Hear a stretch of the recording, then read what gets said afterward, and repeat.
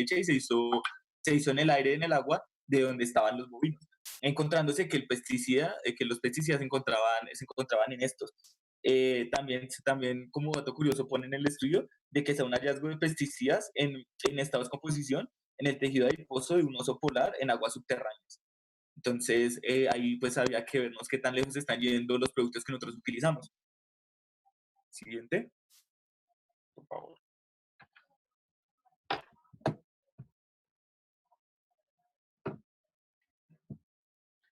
Entonces, también tenemos un mapa que nos da la problemática de los organoclorados en Colombia. Entonces, aquí nos damos cuenta por qué la norma divide los organoclorados y los otros cuando hace la clasificación de la segunda parte de los 2B, porque los organoclorados son uno de los que más se utilizan en Colombia. Entonces, se encuentra que, bueno, ahí vemos las regiones productoras del país, aunque bueno, el mapa es un poco borroso. Pero lo que nos dice es que donde más se evidencia el almacenamiento de organoclorados es en la región costera. Es básicamente lo que nos quiere decir el mapa. Siguiente. Listo. Y aquí vemos una tablita que sacamos también del mapa que da las concentraciones de estos plaguicidas en el Caribe colombiano. Entonces ahí vemos plaguicidas como el aldrin y como la concentración en que se encuentran, por ejemplo, en la desembocadura del río Magdalena o en la bahía de Cartagena. Este estudio pues sí ya fue hecho en el 2000.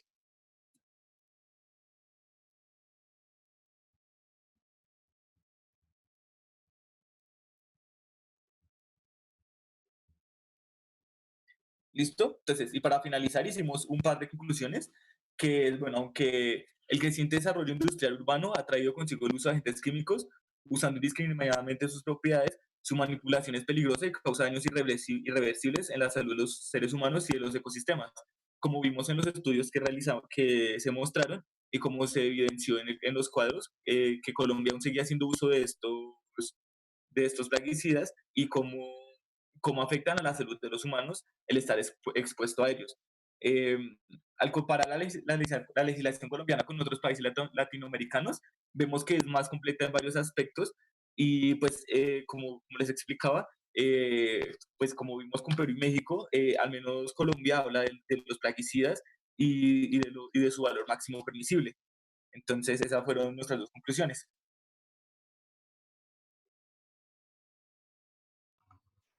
Le agradezco al grupo número 5 por su intervención.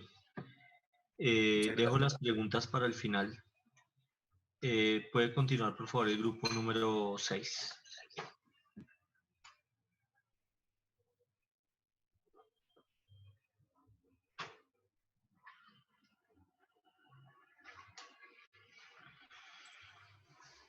¿Se ve la pantalla? Sí, perfecto. Ok. Entonces, a nosotros nos corresponde la resolución 0631 del 2015 del capítulo 5. Entonces, exactamente el título que aparece son parámetros físico-químicos y sus valores límites máximos permisibles en los vertimientos puntuales de aguas residuales domésticas, las ARD y las aguas residuales ARD y los ARND de los prestadores del servicio público de alcantarillado a cuerpos de agua superficial. Entonces, pues en la diapositiva vemos algunos de los prestadores de servicio público a nivel Colombia. Entonces, pues acá tenemos al acueducto que es de Bogotá, el SPB que es de Boyacá, la empresa de alcantarillado de Yopal y la de Villavicencio. El objetivo principal de nuestra exposición es identificar y analizar bajo la resolución 0631 del 2015 los límites máximos permisibles de los parámetros físico-químicos planteados para los prestadores de servicio público de alcantarillado en Colombia con respecto a los vertimientos de las aguas residuales, tanto en los ARD como en los ARND, y las afectaciones que puede generar el control inadecuado de estos. Entonces, se presentan unas tablas de las cuales pues quisimos sintetizar un poco más todo el tema de los parámetros, y el primero que aparece son los parámetros generales. Entonces, esta es la tabla que se presenta en la norma. Vamos a hacer primero una contextualización de qué es lo que se está visualizando. Entonces, acá están los parámetros, los generales, las unidades, que pues cada uno tiene una unidad de medida, Aquí encontramos pues los límites máximos permisibles para viviendas unifamiliares o bifamiliares. Aquí cuando tiene una carga menor o igual a 625 kilogramos día de DBO5. Aquí para los que tienen una carga entre 625 o menor o igual a 3000 de DBO5 y aquí las que son mayores. Entonces, si podemos visualizar, digamos que vamos a desarrollar como cada ítem para solucionar de pronto por qué se ponen dichos límites. Entonces, pues, empezamos con el pH. El pH es el potencial de hidrógeno que mide la alcalanidad o acidez de una disolución. Entonces, tengamos presente que en la tabla del pH va de una escala de 1 a 14, donde 7 es un neutro, por encima de 7, o sea, 8, 9, 10, eso es un alcalino, es decir, una base, y los menores son un ácido. Entonces, para nuestra ejemplificación en general, que en los 4 casos representa de 6 a 9, está bien porque es una base. Después encontramos que la demanda química de oxígeno o de QO se mide en miligramos de oxígeno diatómico. Para el primero de viviendas semifamiliares es 200, para la carga menor de 625 es de 180 y para la menor igual bueno, la de 625 y 3000 es de 180 también y para la carga mayor es de 150. ¿Y qué es el DQO? El DQO mide la cantidad de materia orgánica en el agua y la determinación del oxígeno para oxidarla. Cabe resaltar que el DQO, siempre, el DBO siempre debe ser menor que el DQO, ya que es más fácil como tratar o eliminar estas sustancias por medios químicos.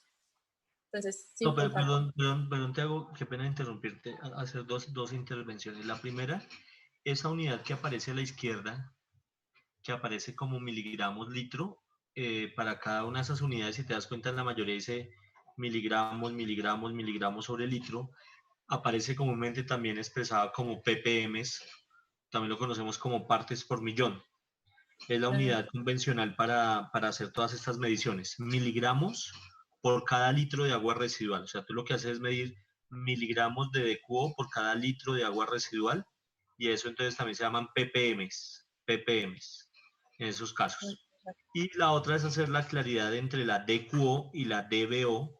La otra vez estábamos revisando DBO, que es la demanda bioquímica de oxígeno, y es entonces la cantidad de oxígeno necesario para poder Sí, garantizar. profe, lo voy a decir acá. No, pero es que en lo que acabaste de mencionar hace un momento hay que hacer la claridad, porque mencionabas la demanda química de oxígeno y su diferencia con respecto a la bioquímica, y aunque no es de tu competencia, porque lo vamos a trabajar en el segundo corte con definición cada parámetro y lo que implica y demás, sí quiero hacer la claridad para todo el grupo. La DQO o demanda química de oxígeno, que era lo que presentabas en la diapositiva, si la puedes por favor pasar a la siguiente. Esa DQO es el total de oxígeno que requiere el sistema para poder oxidar lo que haya en esa agua, sea agente biológico o no biológico, o sea, todo el oxígeno que se requiera para oxidar cualquier tipo de material es la DQO, por eso siempre será más grande. En cambio, la DBO, que es la otra, solamente es para material biológico o carga orgánica o material orgánico, y es la otra diferencia. De pronto, porque pues obviamente en las exposiciones se va tocando el tema, pero no quiero que se desvíen del concepto, y es que la DQO y la DBO miden oxígeno requerido para oxidar. La diferencia es que la DQO es todo el oxígeno para oxidar cualquier material, sea orgánico o inorgánico. En cambio, la DBO, que es la de biológica o bioquímica, solamente es para oxidar material orgánico. Vamos para hacer la claridad. Y en el caso de pH, la P tiene que ser minúscula, bueno. La P en el pH tiene que ser minúscula. Para hacer la claridad en química, me refiero. Puedes continuar, qué pena. Entonces, como decía el profesor, la demanda química de oxígeno es la cantidad de oxígeno que se necesita en los microorganismos para degradar la materia orgánica presente en el agua. El 5 quiere decir que se utilizan 5 días para poder determinar esta cantidad de oxígeno. Entonces, como decía en el DQO, si se dan cuenta, es menor en la de DBO, ya que la DQO se utiliza por carga química, como explicaba el profe, y el DBO es biológico. Están los sólidos suspendidos totales, que si nos damos cuenta en el primero es 100, en las siguientes es 90 y en la tercera es 70. Y los sólidos suspendidos totales hace referencia al material particulado que se mantiene suspendido en las corrientes de agua, de superficiales o residuales. Después encontramos los sólidos sedimentales, que están por mililitro por litro. Entonces vemos que se mantiene una constante de 5. Y los sólidos sedimentales es la cantidad de materia sedimentada que se puede medir en una muestra por un periodo de tiempo. Sedimentables, bueno, sedimentables. Sedimentales. Ah, ok. Es que me aparece sedimentales, pero es sólidos sedimentables. Creo que ahí sí aparece Sedimentales. bien. Exactamente. Sí, perfecto. Todos, o sea, como es la primera vez en esta exposición que estamos viendo los parámetros, pues es una primera aproximación y es importante empezar a afinar. O sea, no tiene nada que ver con tu exposición, pero es importante Sí. identificar. Entonces, sólidos sedimentables. Perfecto, puedes continuar. Después encontramos las grasas y aceites, que también podemos visualizar que en las primeras 3 están en 20 y la última es 10. Y las grasas y aceites, sí. Pues digamos que la tendencia de las grasas y aceites es que tienden a flotar debido a la densidad que tienen con respecto al agua y se generan superficies en los reactores biológicos dificultando la transferencia de oxígeno. Después encontramos lo que son los compuestos semivolátiles fenólicos y los fenoles totales. Aquí esto está en blanco porque la resolución para estos dos no ha determinado como tal un análisis y en esta aparece la línea porque no se presenta. Y desde aquí para abajo en la tabla podemos visualizar que aparece análisis y reporte. Cabe resaltar que análisis y reporte dice que los prestadores de servicio público de alcantarillado toman las medidas de los compuestos semivolátiles fenólicos, los fenoles totales y las sustancias activas de azul metileno y simplemente registran qué valor les dio. Como tal, no hay un parámetro o un límite establecido y esa es como una de las primeras críticas que hacemos como grupo, de que en las tablas sí están estableciendo pues como los parámetros que se deben tomar en cuenta, pues también se debería reportar un límite. Entonces, en los compuestos semivolátiles encontramos que son contaminantes. Los compuestos semivolátiles fenólicos son contaminantes que aparecen en los efluentes de numerosas industrias, principalmente en industrias de plástico, resinas, pinturas, papeleros, textiles, y su presencia es perjudicial para el medio ambiente y la salud humana al tratarse de sustancias químicas y corrosivas difíciles de degradar.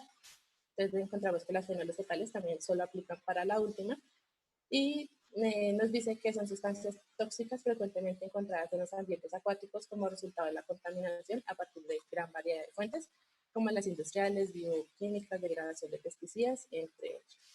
Y por último encontramos las sustancias activas de azul de metileno, que son como las principales, es uno de los principales problemas que se provocan en estos compuestos, ya que es como la producción que se genera de espuma y de impartición del sabor.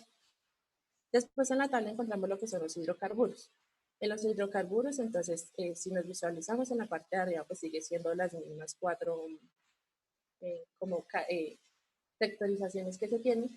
Y lo mismo, las que están en blanco son las que la resolución no presenta, las que están en línea son las que no aplican y las que dicen análisis y reporte, pues son las que deben reportar estos prestadores de servicio público. Entonces encontramos los hidrocarburos totales, que pues son una mezcla de sustancia química derivada originalmente del petróleo crudo y se llaman así pues porque tienen componentes de hidrógeno y carbono. Y encontramos los hidrocarburos aromáticos policíclicos, que son más de 100 sustancias químicas diferentes que se forman principalmente en una combustión de materia orgánica, principalmente en el carbón, petróleo, gasolina y basura. Después encontramos lo que es el benceno o el betex. Entonces el betex es benceno, tolueno, etilbenceno y xileno. Estos compuestos son orgánicos volátiles que se encuentran en el petróleo y en productos derivados del petróleo como la gasolina. Y encontramos los compuestos orgánicos halogenados absorbibles o AOX, que es la suma de compuestos halogenados de cloro, bromo y yodo, y bueno, se genera por el carbón activado y del agua y los desagües y suelos. Entonces, digamos que en este caso vemos que todo es del petróleo. Y si todo es del petróleo, pues digamos que lo ideal sería que la tabla mostrara un límite permisible, porque pues estos tienen grandes afectaciones también al ser humano. Después encontramos lo que son los compuestos del fósforo, pues encontramos, entonces lo mismo, en la tabla de arriba pues se maneja igual, y encontramos los ortofosfatos y los fósforos totales, lo mismo, en estas dos no se presentan, pero el resto queda como análisis y reporte. En los ortofosfatos son precipitados como fosfatos de metales difícilmente solubles con la ayuda de productos químicos, principalmente sales, hierros y aluminios, los cuales se sedimentan y pertenecen al lodo de los aguas residuales. Y los fósforos totales aumenta el crecimiento de organismos ya que produce grandes cantidades de oxígeno que evitan como los rayos del sol, haciendo que sea poco adecuada para la vida de los otros organismos. Después encontramos los compuestos del nitrógeno. En los compuestos del nitrógeno, lo mismo, la tabla se mantiene en la parte de arriba y todo se queda como análisis y reporte. Entonces encontramos los nitratos. Los nitratos son el incremento de la concentración del compuesto del agua, proceden eminentemente en las zonas de producción agrícola y por la utilización masiva de abonos nitrogenados. Cabe resaltar aquí también que en el ser humano los nitratos reaccionan a la disminución del funcionamiento de la glándula tiroidea pues cuando tienen grandes concentraciones. Los nitritos en la presencia en el agua es un indicativo de contaminación de carácter fecal reciente a causa del ser humano por nitrosaminas y disminución en la capacidad de transporte del oxígeno en la sangre. Después encontramos los nitrógenos amoniacal, los cuales provienen de la degradación natural de la materia orgánica presente en la naturaleza y es un componente transitorio ya que está en el ciclo del nitrógeno.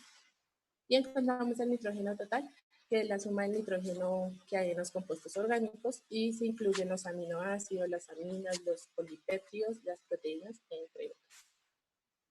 Después encontramos lo que son los iones. En los iones vemos que ya la tabla no representa para las viviendas unifamiliares y para las que son menores a 6,25 kilogramos día de DDO. Entonces solo se presentan para las que son con una carga mayor de 6,25 a 3.000 y las mayores a 3.000. Entonces encontramos un cianuro total. Los cianuros son compuestos potencialmente tóxicos, los cuales ante el cambio del pH del medio pueden liberar ácido cianhídrico compuesto de la máxima toxicidad para el ser humano. Aquí un dato curioso es que el cianuro fue utilizado en la Segunda Guerra Mundial en los campos de concentración cuando mataban a los nazis. Y aquí por eso el reporte límite que hay para el cianuro es de 0,50 según la tabla.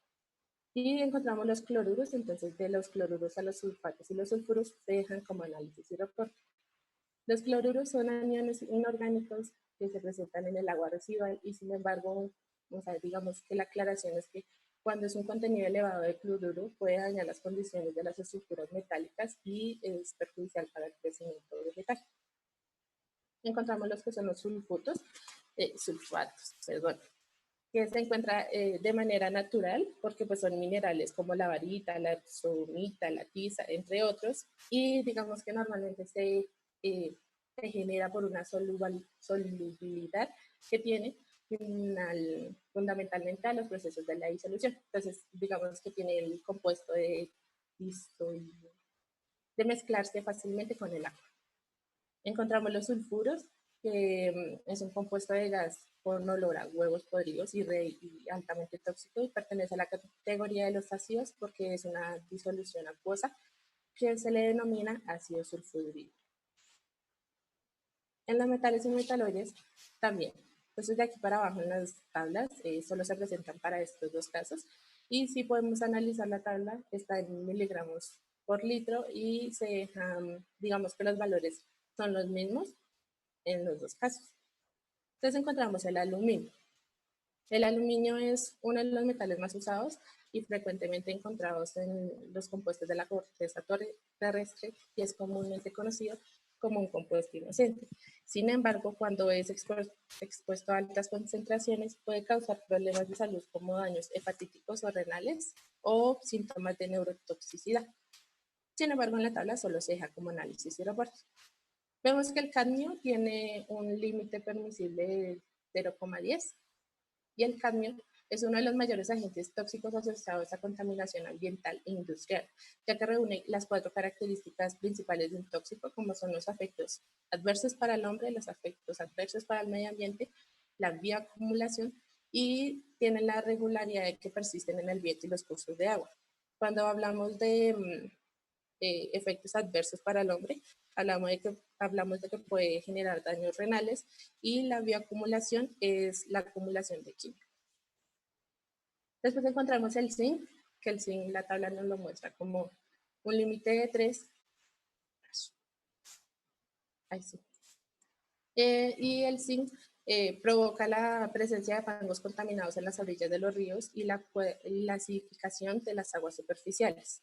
En el zinc también, digamos que hay una aclaración de que como son vertimientos, los vertimientos entran a las aguas. Cuando los peces que están en estas aguas consumen el zinc, puede quedarse acumulado en sus órganos y según la cadena alimenticia, nosotros también lo podemos consumir cuando consumimos peces.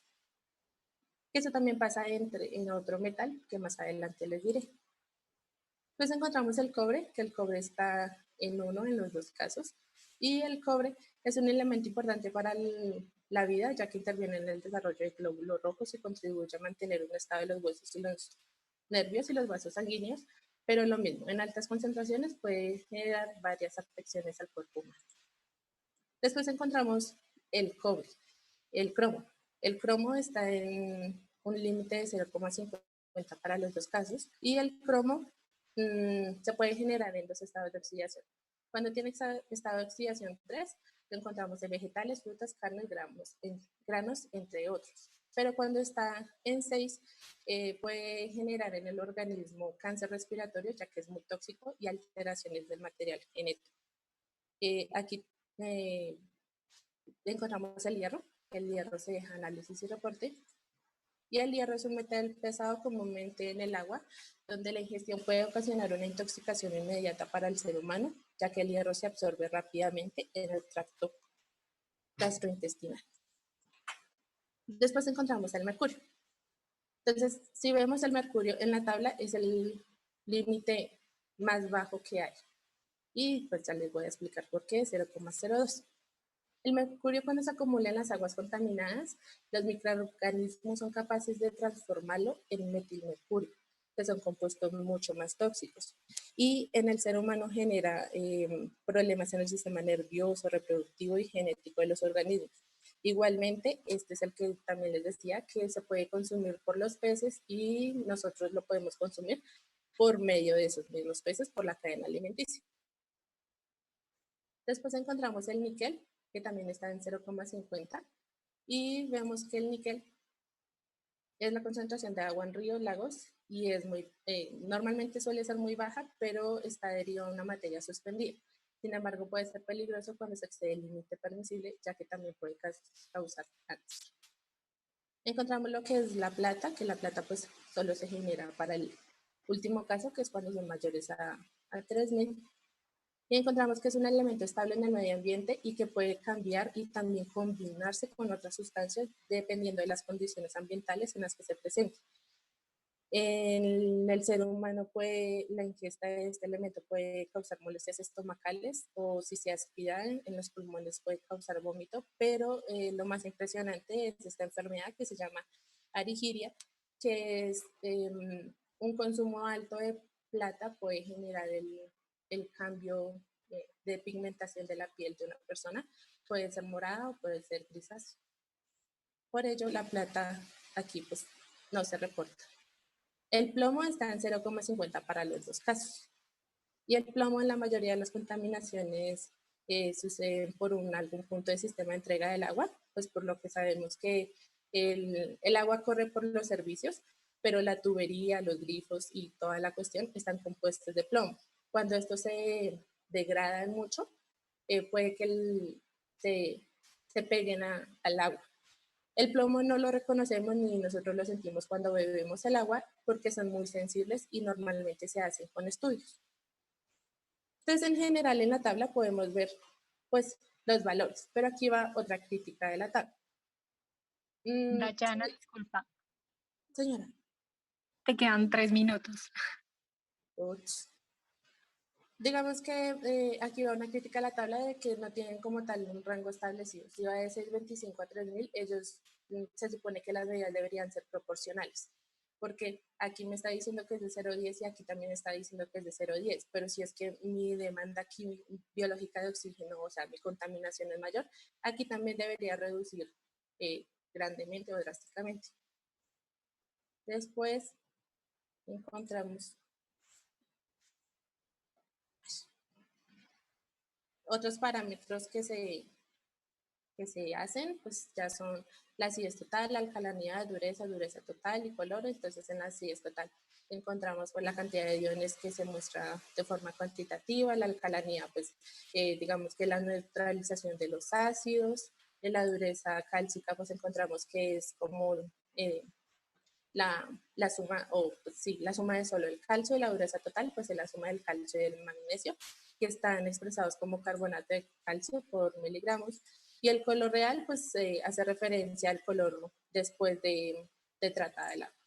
Una ejemplificación, podemos ver que para tener este control de los vertimientos, se recomienda a las empresas tener unas buenas prácticas de manejo, una sustitución de materias primas pues, para no contaminar, una modificación de equipos que sean los adecuados, una recuperación y reutilización ya sea de materia prima y un mejor control de los procesos.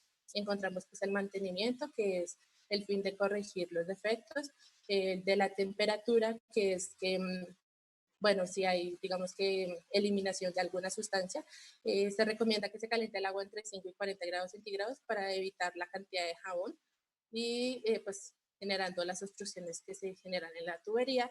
La capacitación y sensibilización, todo es una formación que empieza pues desde las personas.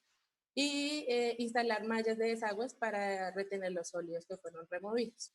Las mejoras de control son normalizar las actividades, digamos que poner como normativas ambientales, también verificar cuál es el proceso del agua y la instalación de válvulas de control, que pues esto ayuda mucho a minimizar y a controlar el agua.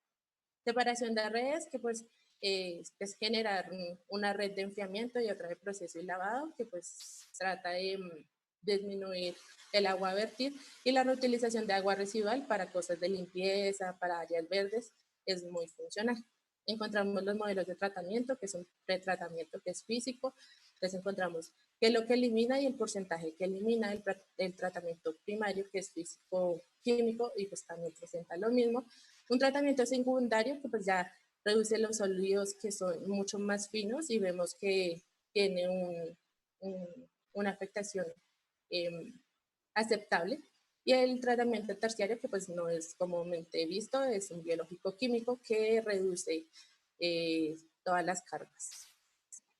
La conclusión general es que en la resolución 0639 del 2015 se evidenciaron las falencias que se tienen con respecto a los límites máximos planteados, puesto que en algunas partes no se presenta como tal una medida cuantificable de estos y en otras pasa a ser un resultado ambiguo de control, además de su fuente de afectación a los seres vivos.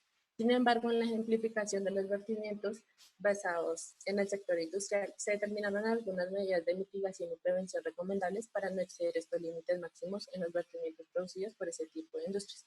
Cabe resaltar que aquí en Bogotá eso lo hace el acueducto en compañía de la Secretaría de Ambiente, sí, del Medio Ambiente.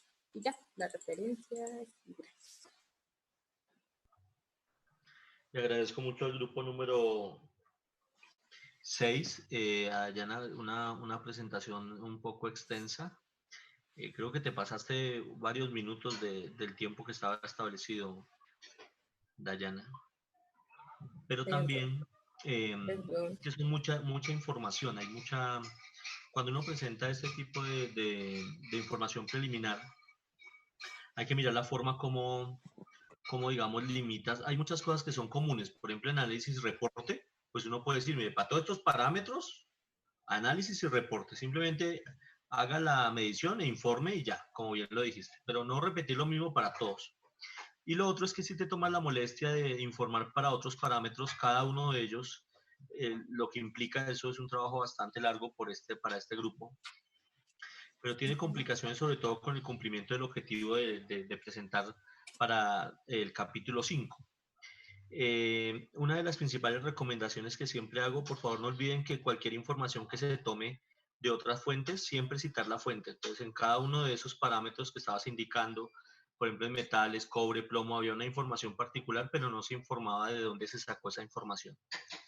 ¿Está claro? Sí, señor. Es importante eso, pero valoro el esfuerzo de este grupo. Creo que ha sido una presentación con muchísima información que pues para el grupo que está iniciando el curso, no sé qué tan fácil sea de digerir, sobre todo piensen en eso, hay muchísima información. Pero bien, estuvo bien. Del grupo anterior, que el tiempo nos pasa tan rápido, del grupo anterior quería hacer énfasis sobre las dosis letales, a ver si de pronto nos damos también una sesión y les explico experimentalmente eso cómo se hace para el uso de estos plaguicidas. Ahí también, aunque hay avances con respecto a otros países, nos hace falta mucho en la regulación y en el control del uso de plaguicidas. Eso es otra realidad. Pero en términos generales, estas dos primeras exposiciones de hoy estuvieron bien. Entonces vamos a almorzar, yo creo. Bueno, en mi caso, debo desayunar. Y empezamos nuevamente a la 1 para las dos siguientes exposiciones, que son las del grupo 7 y 8. ¿Sí, monitora? Más o menos, y a la 1 en